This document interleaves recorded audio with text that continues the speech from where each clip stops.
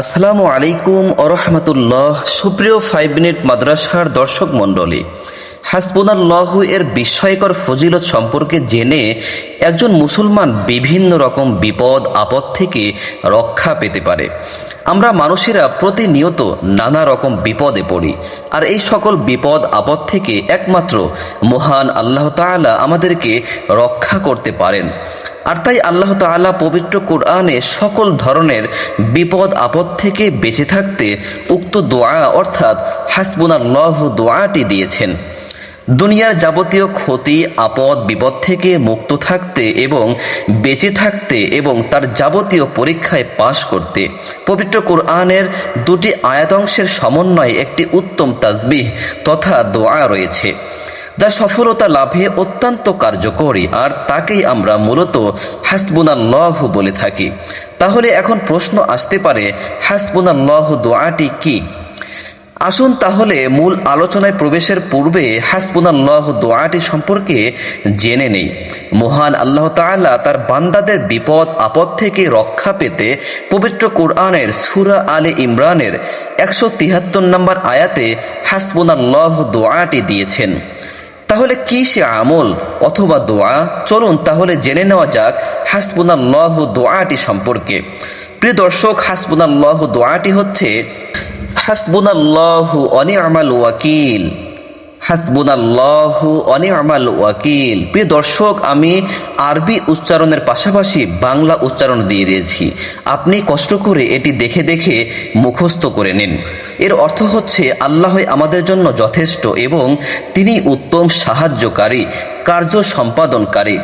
মূলত উপরের দোয়াটি হলো হাসবুনাল্লাহু দোয়া। আর আজকের আলোচনা অর্থাৎ হাসবুনাল্লাহু এর বিস্ময়কর ফজিলত সম্পর্কিত সমস্ত কিছুই থাকবে উক্ত আয়াত অথবা দোয়ার পরিপ্রেক্ষিতে। তাহলে আলোচনা দীর্ঘায়িত না করে চলুন তাহলে মূল আলোচনায় যাওয়া যাক।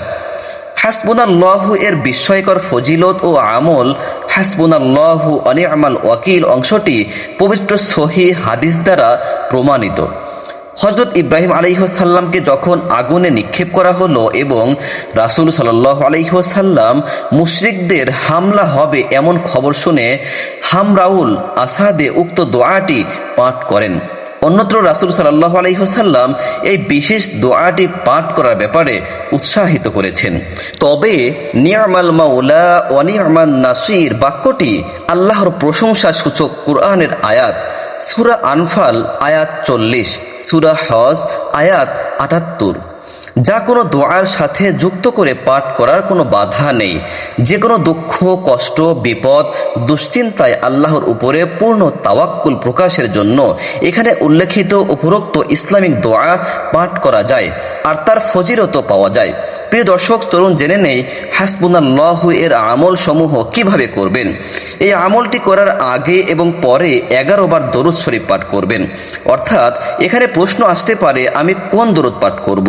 আমি আপনাদেরকে সাজেস্ট করব যে দরুদটি নামাজের মধ্যে পড়ে থাকেন। আল্লাহুম্মা সাল্লি আলা মুহাম্মদ ওয়া আলা আলি মুহাম্মদ কামা সাল্লাইতা আলা ইব্রাহিম ওয়া আলা আলি ইব্রাহিম ইন্নাকা হামিদুম মাজিদ। আল্লাহুম্মা বারিক আলা মুহাম্মদ ওয়া আলা আলি মুহাম্মদ কামা বারাকতা আলা ইব্রাহিম ওয়া আলা আলি ইব্রাহিম ইন্নাকা হামিদুম মাজিদ। প্রিয় দর্শক, এই আমলটি শুরু করার আগে অবশ্যই 11 বার এই দরুদ শরীফটি পাঠ করবেন। ফিতনা এবং বিপদ থেকে মুক্তির জন্য হাসবুনাল্লাহু দোয়াটি 341 বার পাঠ করবেন। বিশেষ কোনো মকসুদ পূরণের জন্য হাসবুনাল্লাহু দোয়াটি 111 বার পাঠ করবেন। বিভিন্ন পেরেশানি দূর হওয়ার জন্য হাসবুনাল্লাহু দোয়াটি 140 বার পাঠ করবেন। রিজিকের প্রশস্ততা অভাব অনটন দূর করা এবং কর্জ আদায়ের জন্য হাসবুনাল্লাহু দোয়াটি 308 বার পাঠ করবেন। মহান আল্লাহ তাআলা হলো সেই মহান সত্তা, তিনি যদি কাউকে বিপদ দিতে চান তাহলে তা রোধ করার কোনো শক্তি কারো কাছে নেই। আবার যদি কাউকে তিনি কল্যাণ দিতে চায় তাতেও বাধা দেওয়ার সাধ্য কারো নেই। তাই আমাদেরকে আল্লাহ তাআলার পরীক্ষায় যথাযথভাবে উত্তীর্ণ হতে এবং তার সাহায্য লাভে এই দোয়াটি সর্বোত্তম। সুতরাং বিপদ আপদ মুসিবতে আল্লাহর শেখানো শব্দমালা দ্বারাই তার কাছে সাহায্য কামনা করা উত্তম এবং উচিত। যেহেতু মহান আল্লাহর পরীক্ষায় উত্তীর্ণ হতে তার তাসবিহ তাহলিল ও তওবা ইস্তিগফারের বিকল্প নেই, হাসবুনাল্লাহু এর বিশেষ ফজিলত অনেক বেশি। তাই শেষ কথা হলো, মহান আল্লাহ তাআলা হলেন আমাদের রব, আর তিনি আমাদেরকে সকল প্রকার বিপদ আপদ দিয়ে পরীক্ষা করে নেয়। আর এর থেকে বাঁচার জন্য আমাদেরকে তাওয়াক্কুল করে আল্লাহর নিকট হতে সাহায্য চাইতে হবে, যা উপরের আয়াতের মাধ্যমে চাওয়া সম্ভব। প্রিয় দর্শক, তাই আমাদের উচিত হাসবুনাল্লাহু ওয়া নি'মাল ওয়াকিল এই আয়াতের অংশটি সর্ব অবস্থায়, ওঠা বসা চলাফেরা যে কোনো অবস্থায়, সর্ব অবস্থায় এই আয়াতটি বেশি বেশি পাঠ করা এবং আল্লাহ রাব্বুল আলামিনের সাহায্য প্রার্থনা করা। আল্লাহ তাআলা আমাদের সবাইকে তৌফিক দান করুন, আমিন।